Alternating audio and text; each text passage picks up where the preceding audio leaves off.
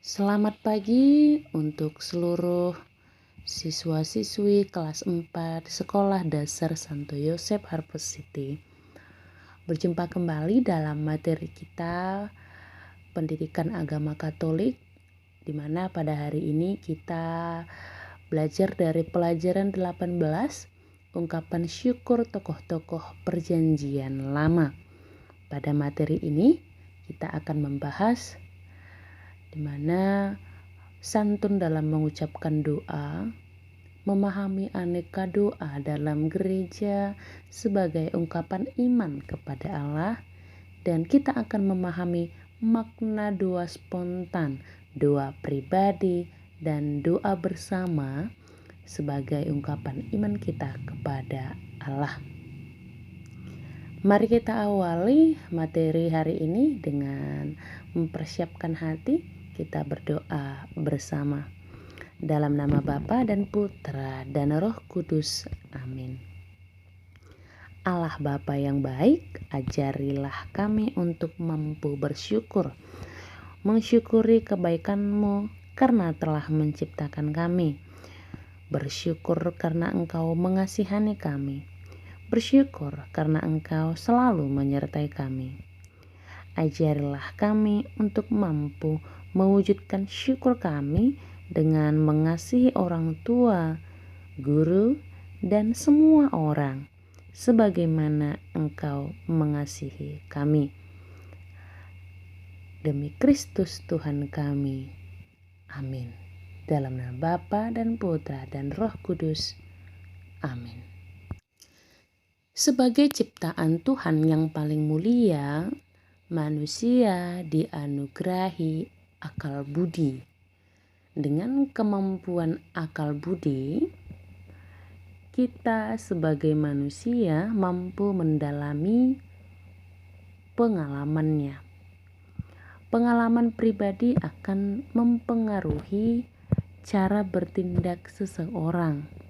Demikian pula pengalaman sebagai suatu kelompok atau suatu bangsa akan memiliki pengaruh yang sangat kuat terhadap tindakan, kebijakan, ataupun aturan yang diberlakukan pada kelompok ataupun suku maupun bangsa tersebut.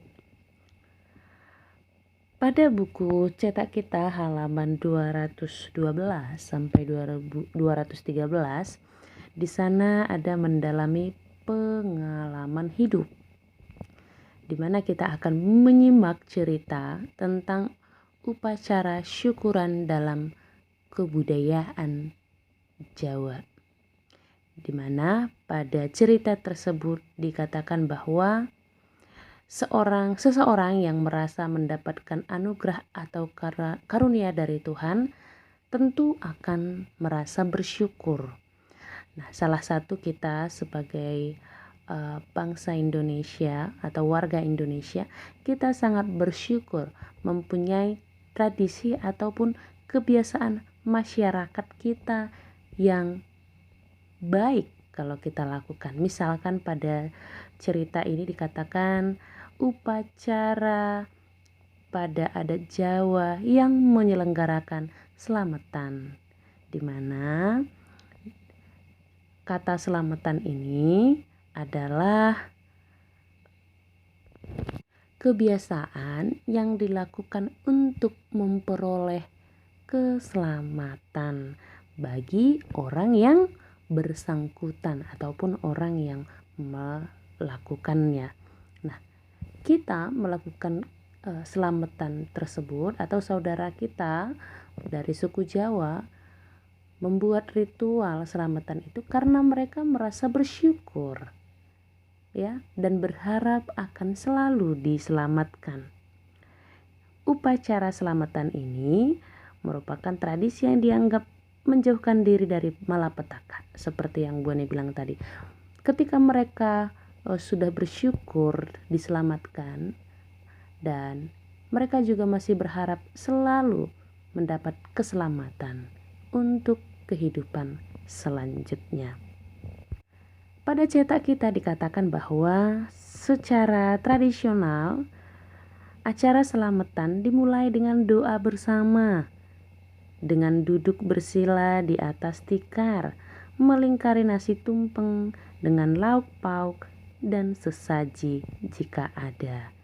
Nah, di mana mereka berdua bersama untuk mengucapkan syukur atas kebaikan dan berkat Tuhan yang membawa kesejahteraan ataupun kehidupan yang lebih baik bagi orang yang bersangkutan.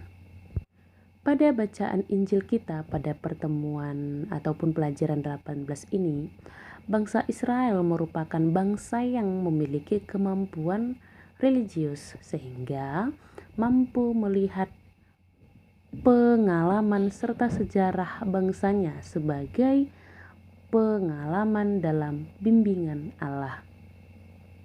Sejak kisah penciptaan, dari keluarga yang hidup berpindah-pindah, pengalaman menetap di tanah Mesir, pengalaman diperbudak oleh bangsa Mesir, perjalanan keluar dari tanah Mesir, pengalaman tersebut yang begitu banyak, ya, banyaknya pengalaman bangsa Israel itu membuat mereka semakin mampu menghadapi kehidupan selanjutnya, di mana mereka mensyukuri semua hal tersebut kepada Allah dan menghantar mereka kembali mengingat Allah sebagai Tuhan yang selalu membimbing mereka, yang membebaskan bangsa Israel dari perbudakan. Ketika mereka dibebaskan dari perbudakan Mesir, mereka pun mengucap syukur dengan adanya Paskah. Paskah di sini disebutkan di mana bangsa Israel memperoleh cinta kasih dan keselamatan dari Allah, di mana waktu mereka diperbudak di Mesir sampai mereka keluar dari tanah Mesir.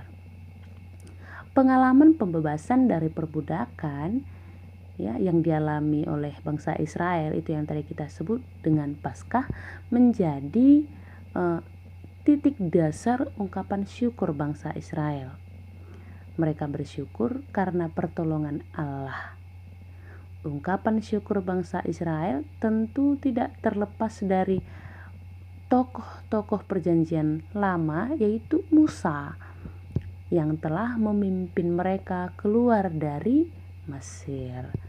Ungkapan syukur Musa juga ditunjukkan di mana dia mengakui kemuliaan Tuhan yang sangat sempurna, setia, dan selalu adil dan benar. Tuhan yang mengasihi bangsa Israel selalu mempunyai rencana indah. Demikian pula ada ungkapan rasa syukur dari tokoh perjanjian lama, yaitu Daud, yang mewarnai seluruh mazmur ciptaannya. Di dalam nyanyiannya, Daud mengakui kesetiaan dan penyertaan Allah dalam hidupnya. Bimbingan, perlindungan, belas kasih, serta kemampuan Tuhan sangat ia rasakan.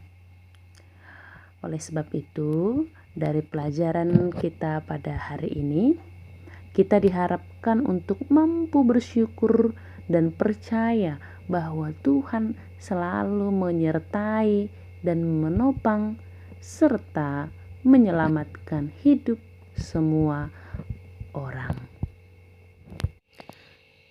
Itulah pemaparan materi kita pada hari ini. Semoga kita dapat memahaminya dan kita semakin mampu mengucapkan syukur yang tak terhingga kepada Tuhan atas semua kehidupan, kebaikan, cinta kasih yang telah diberikan kepada kita. Semoga Tuhan selalu menyertai kita, selalu membimbing kita kini dan sepanjang segala masa. Amin. Dalam nama Bapa dan Putra dan Roh Kudus.